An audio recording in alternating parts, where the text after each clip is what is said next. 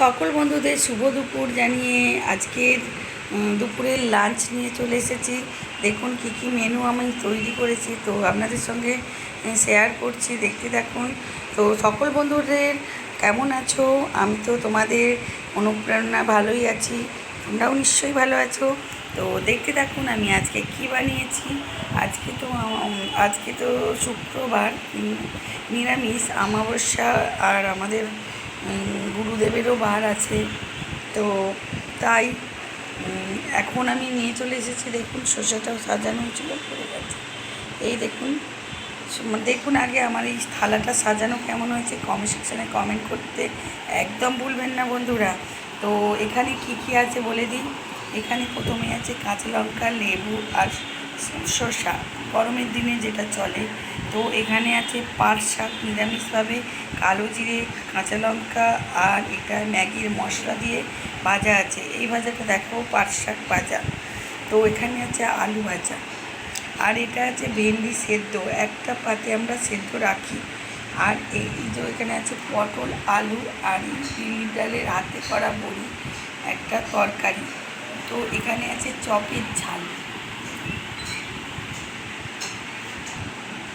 আর এখানে আছে আমলকির আচার, যেটা তো আচার ছাড়াই গরমে একদমই চলে না। তো আর এইটা যা দেখাই, এই গরম পড়েছে, এবার আমি দই বানাতে শুরু করেছি। এই দেখুন এইটা আমি দই বানিয়েছি, এইটুকু হচ্ছে না, দেখুন কী সুন্দর দই বসেছে।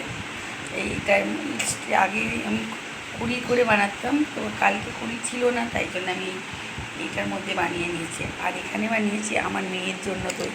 দেখুন এটা একটু মিষ্টি মিষ্টি দেওয়া আছে, দেখুন কত সুন্দর দইটা। দেখুন এতে বাতাসা দিয়ে বানিয়েছি, টক দই, অথচ মিষ্টি মিষ্টি লাগবে একটু। তাহলে আজকের দুপুরের লাঞ্চটা কেমন লাগছে বন্ধুরা কমেন্ট সেকশানে কিন্তু কমেন্ট করে বলতে হবে।